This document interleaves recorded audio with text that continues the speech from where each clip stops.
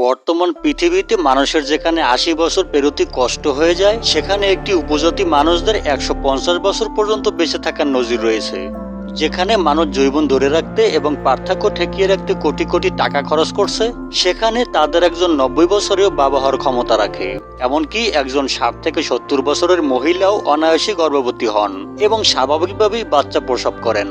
কথাগুলো আপনার কাছে অবিশ্বাস্য মনে হলেও হুঞ্জা উপজাতির মানুষদের কাছে তা একেবারেই স্বাভাবিক ব্যাপার। তো বন্ধুরা, কৌতূহলের এবারের পর্বটি আমরা সাজিয়েছি হুঞ্জা উপজাতির অবিশ্বাস্যকর তথ্য নিয়ে, আর তাই অবশ্যই ভিডিওটি শেষ পর্যন্ত দেখবেন। পাকিস্তান অধিকৃত গিরগিট পাকিস্তান প্রদেশ, কারাকোরাম পশ্চিম হিমালয় পমির ইন্দোকোষ পর্বতমালা দিয়ে ঘেরা, ছবির মতোই সুন্দর।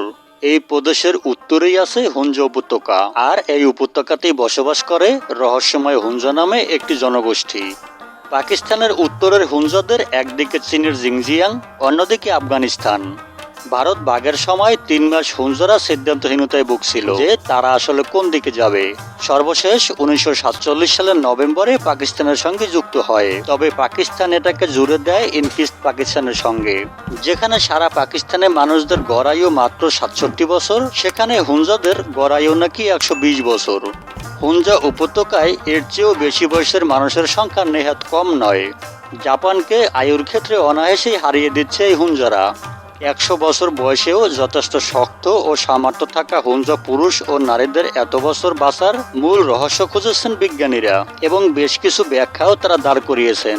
হুঞ্জাদের সব বয়সের নারী পুরুষই সূর্যোদয় থেকে শুরু করে সূর্য অস্ত পর্যন্ত কঠোর পরিশ্রম করেন। একজন ৮০ বছরের হুঞ্জা বৃদ্ধের কাছে দৈনিক ১০ থেকে ১৫ কিলোমিটার হাঁটা যেন দুধভাত। ৪০ কেজির শস্য বোঝাই বস্তা অনায়াসেই তারা ক্ষেত থেকে বাড়িতে নিয়ে আসেন।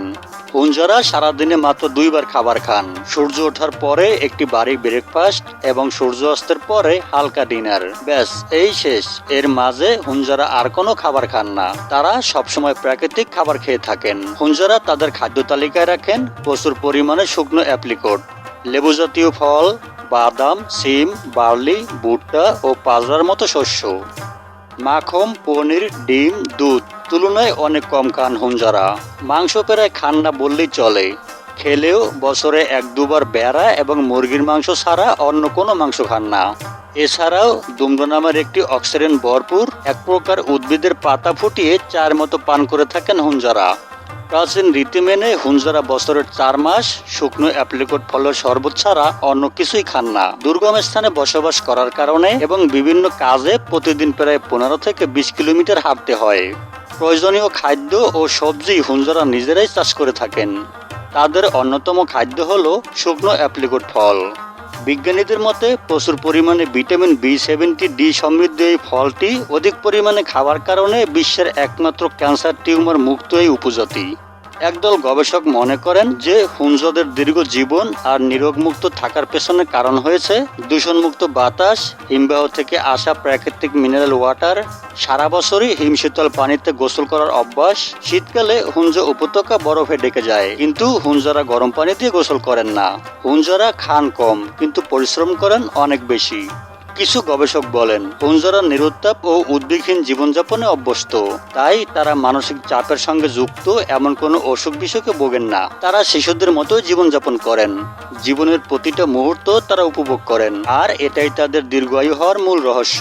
একটা আশ্চর্যজনক ব্যাপার হলো হুঞ্জায় শিক্ষার হার প্রায় ৯০%, যেখানে আমাদের দেশের শহর অঞ্চলের শিক্ষার হারও তার থেকে অনেক কম। শিশুকাল থেকেই এই সম্প্রদায় মেয়েদের সৌন্দর্যের বিকাশিতা করতে থাকে। এসব নারীদের সৌন্দর্যের আরেকটি গোপন রহস্য হলো তারা পানির চেয়ে ফলের জুস অথবা শরবত পান করে থাকেন বেশি। তাদের অবিশ্বাস্য সৌন্দর্যের আরও একটি কারণ হলো শারীরিক ব্যায়াম। উপত্যকায় বসবাস করার কারণে হুঞ্জায় সব বয়সের মানুষই নিয়মিত সংস্কৃতি এবং ব্যায়াম করে থাকেন, যা তাদের চর্মরোগ এবং শরীরের নানান রোগ থেকে দূরে রাখে। একটা কথা প্রচলিত আছে যে এই উপমহাদেশের মধ্যে কাশ্মীরি নারীরা সব থেকে বেশি সুন্দরী, কিন্তু মজার ব্যাপার হলো হুঞ্জা নারীদেরকে দেখলে আপনি দ্বিধাদ্বন্দ্বে পড়ে যাবেন যে কারা আসলে বেশি সুন্দরী। এখানকার মেয়েরা খুবই লাজুক। হুঞ্জা নারীরাও কাশ্মীরি নারীদের মতোই মাথায় এক ধরনের টুপি ব্যবহার করে। তারা নিজেদের মধ্যে বিবাহ বন্ধনে আবদ্ধ হয়ে বংশধারা অব্যাহত রাখে। হুঞ্জা নারীরা বাইরের কোনো পুরুষের সঙ্গে কোনো রকম সম্পর্কে জড়ায় না। হুঞ্জায় প্রায় ৯৫% মুসলিম। তো বন্ধুরা, এই ছিল আজকের ভিডিও। আপনার মতামত কমেন্ট বক্সে জানাতে পারেন। ধন্যবাদ।